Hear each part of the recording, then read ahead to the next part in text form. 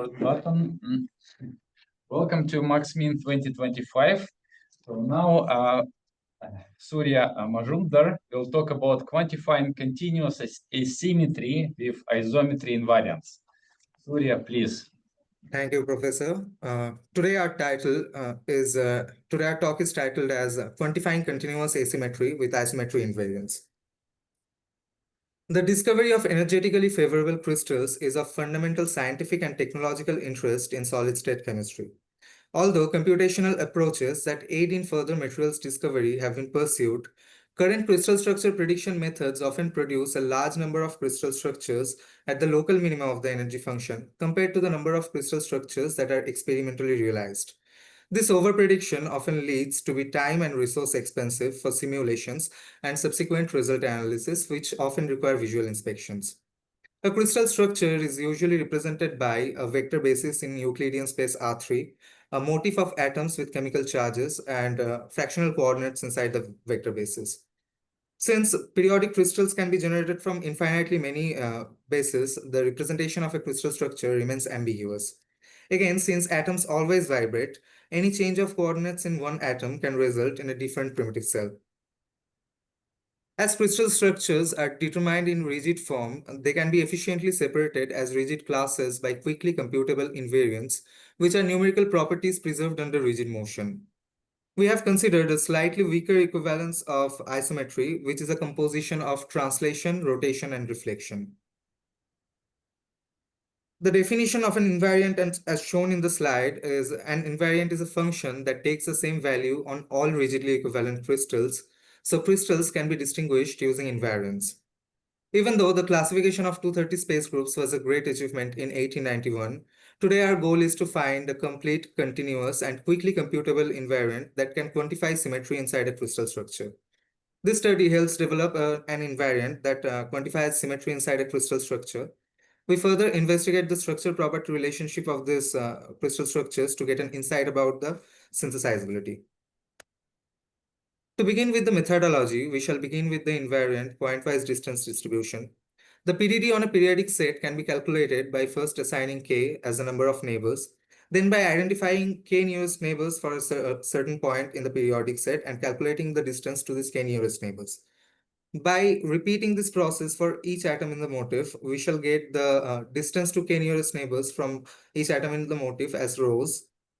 A weight is also assigned for each row, quantifying the number of appearances for the certain row. If two rows have same distance to k nearest neighbours, they are collapsed into one row, and the weight is updated as the number of appearances for that certain row over the number of total rows. The resultant PDA matrix has ordered columns since as a number of neighbors is ordered, but unordered rows since the motif of a periodic set is unordered. As the number of neighbors increase to infinity, the asymptotic behavior of PDD can be described in terms of point packing coefficient. The point packing coefficient of a crystal structure is defined as the cubic root of the volume of the unit cell over the volume of a unit ball times the total number of atoms in the unit cell. Or in simpler terms, the point packing coefficient is the cell volume per atom, where each atom is of 1 angstroms of radius, or can be interpreted as the average radius of atoms packed inside the unit cell. PDD asymptotically increases as PPC multiplied by the cubic root of the number of neighbor. This behavior motivates a simpler invariant known as a pointwise deviation from asymptotic. The pointwise deviation from asymptotic matrix can be obtained by subtracting PPC multiplied by the cubic root of the number of neighbor from each distance of the PDD matrix. While PDD can monotonically increase as the number of neighbors, PDA can be positive or negative as deviations around the asymptotic.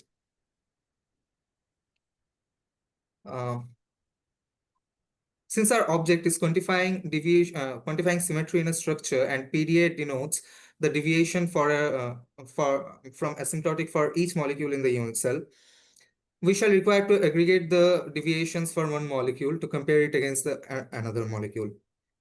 For this, we have identified characteristic points in each molecule and measure asymmetry. Many natural crystals are highly symmetric. For example, all ions in the rock salt crystal form a cubic lattice. Almost 90% of the crystals in the Cambridge structural database have Z prime equals to 1, which is defined as the number of molecules in an asymmetric unit. Similar to a reduced cell, Z prime can discontinuously change under almost any perturbations. That's why we aim to develop a continuous measure of asymmetry. In this slide, we can see the examples of a T2 molecule and a T2E molecule. For these two molecules, we have identified the 3 oxygen atoms as characteristic points. We then calculated the PDA rows for these characteristic points only, not on all atoms. If there are structures that contain only one molecule in the asymmetric unit, its PDA rows will have at most 3 rows for 3 characteristic points. Also, in general, this method also works for any rigid molecule if one chooses characteristic points manually, sometimes as midpoints between atoms, or automatically starts with the center of mass. We clustered the PDA rows of the characteristic points for one molecule and compared the distance between the rows and the PDA cluster of another molecule to get the insight about the symmetry inside the crystal structures. For n characteristic points, we considered n factorial bijections between two clusters, taking the maximum distance over a bijection and ultimately taking the minimum distance over all bijections between these PDA clusters. Thus, by finding such distances, we can construct a symmetric matrix of such distances. Two distance metrics were employed for the calculations of continuous asymmetry, namely root mean square deviations and L infinity distances. The root mean square deviations averages across all deviations, while the L infinity distances picks up the maximum deviation. After constructing such a symmetric matrix of distances between PDA clusters, we can calculate CAS in such a following way by taking the maximum value over the columns and the minimum value over the rows. The CAS is a measure of deviation from symmetry. If the asymmetric unit contains one molecule only, the CAS of the crystal will be automatically 0. Now, we shall discuss about the histograms of T2 and T2E dataset for CAS and CAS infinity. The vertical axis in these histograms represents the number of crystal structures as powers of 10. The horizontal axis represents the CAS and CAS infinity values. The plots are further subdivided into two subfigures. The top one represents CAS, which is calculated using root mean square deviations, and the bottom one represents CAS infinity, which is calculated using L infinity distances. The first bin in each plot corresponds to the value of CAS 0 for CAS and CAS infinity, and the subsequent bins correspond to the increase of steps as 0.1. We can see the dominant bin is at 0 for each of the plots, which indicates that many of the predicted crystal structures are exactly symmetric. On the other hand, we also see a broad range of distribution of non-zero values for both CAS and CAS infinity, which indicates that even though symmetry is common in these data sets, a measurable degree of continuous asymmetry is also present.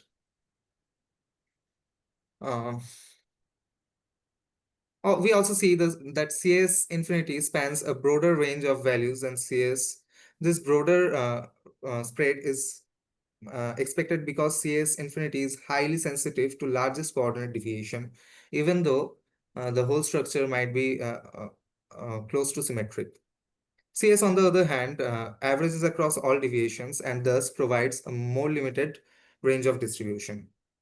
In short, CS highlights the average asymmetry across a crystal, whereas CS infinity reveals the extreme local deviations. The next plot shows the CS infinity versus density plot for T2 dataset. The vertical axis represents CS infinity in angstroms. The horizontal axis represents density in gram per semi-cube. Each point in the plot corresponds to a simulated or an experimental T2 crystal structure. Each crystal structure is colored with their respective lattice energy, and the color bar is shown at the right-hand side of the image. All experimental T2 crystals fall on the line Cs infinity equals to 0. This means that all of the experimental crystal structures are exactly symmetric. In contrast, the simulated crystals are scattered widely across the plot. This tells us immediately that the generation process produces a very diverse range of structures, some nearly symmetric and some are widely asymmetric. If we now focus on the colors, we can see a clear energetic trend. The reddish points highlighted by the lowest energy uh, uh, points tend to cluster at higher densities. This makes physical sense since higher density implies more efficient molecular packing, which in turn correlates with greater thermodynamic stability. But to note that even among these crystal structures, symmetry is not guaranteed. Many of them show non-zero CS infinity, sometimes significantly so. The spread is not only horizontal, covering a large range of densities, but also vertical, covering a very wide spectrum of asymmetry. The next plot shows the CS infinity versus density plot for T2E dataset. Again, the vertical axis represents CS infinity, the horizontal axis represents density, and the points are colored with the lattice energy. Again, the experimental structure falls on the zero line, where CS infinity equals to 0. The simulated structures, however, scatter broadly inside the plot, covering both low and high asymmetry values across the density range. As before, low energy structures indicated by the reddish points cluster at higher densities. This shows that dense packing is still strongly correlated with stability. But the important difference in T2E is that stable crystals are not confined to higher densities. Instead, we can see stable low energy crystal can be found at low density. So comparing T2 and T2E, experimental crystals are always symmetric, while simulated crystals range from symmetric to strongly asymmetric. Stability is not confined to dense structures. Together, the CS infinity versus density plots for T2 and T2E datasets emphasize that stability and density do not dictate symmetry. Even at the lowest energies and highest densities possible, simulated crystals may still show non-zero CS infinity. Symmetry has to be measured directly. The next plot shows the CS infinity versus energy plot for T2 dataset. The vertical axis represents again the CS infinity. The horizontal axis represents energy, and each point is colored with the density values. The simulated structures span a wide range of asymmetries. Looking at the low energy side of the plot, we see that the most stable structures are indeed dense, as indicated by the color. But within this dense low energy structures, we again see both symmetric and asymmetric structures. So stability and density together are not enough to guarantee symmetry. As we move towards the right side of the plot, the spread of CS infinity values widens considerably. Here we see strongly asymmetric structures with CS infinity values well above 0. This confirms that instability and asymmetry can always go together. Higher energy structures are more likely to be asymmetric. But importantly, the most stable structures at the lowest energies are not symmetric. Some remain asymmetric despite being energetically favorable. This shows that stability does not require perfect symmetry. Now turning to the T2E dataset, we can see the same structure, CS infinity on the vertical axis and energy on the horizontal axis. The simulated crystals scatter across the full range of asymmetries. Low energy structures cluster on the left-hand side on the plot, and once again, these tend to be dense, as shown by the colors. But within this cluster, we still observe both symmetric and asymmetric examples. As the lattice energy indicates, asymmetry values grow. Some structures at higher energies show particularly large CS infinity. But even at the lowest energies, where we would expect most physically realistic structures, we find both zero and non-zero asymmetry. This reinforces the conclusion that CS infinity captures subtle deviations from asymmetry.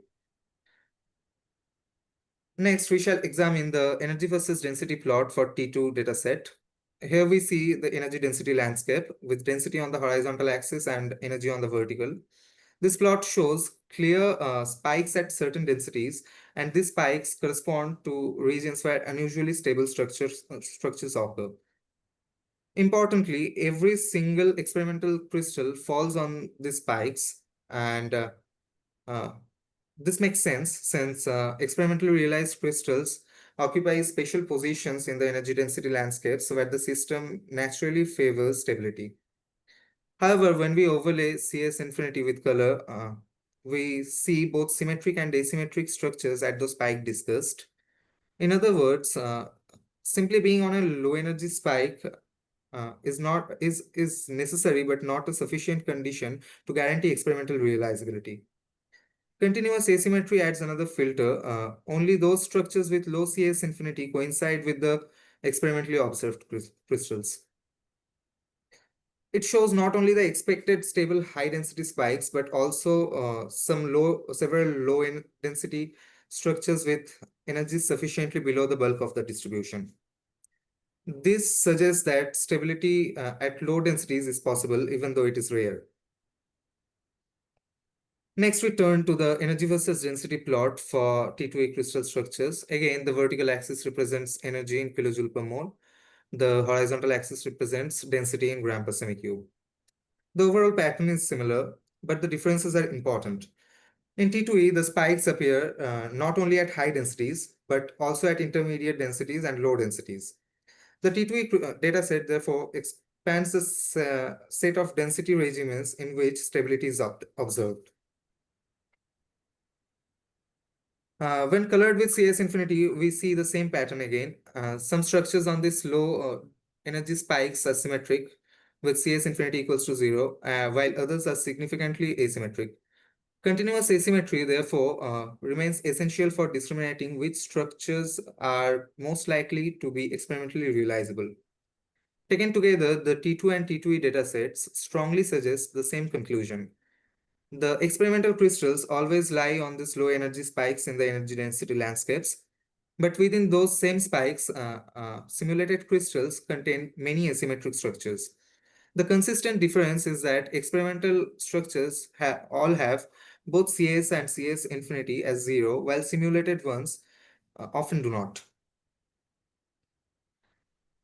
This is an example of a CSD crystal with low CSD is shown, and alongside the figure in the slide.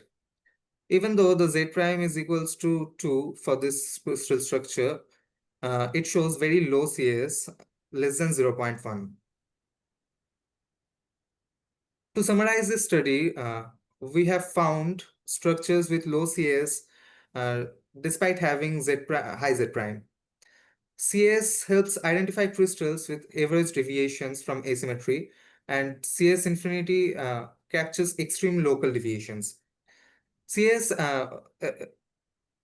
it allows us to filter simulated structures that appear stable but which deviate from the symmetry to be realized in practice.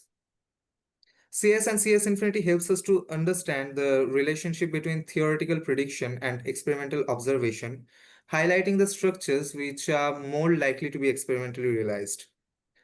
The continuous asymmetry-based methods have detected many cases where a crystal structure is almost symmetric, though its Z prime is high.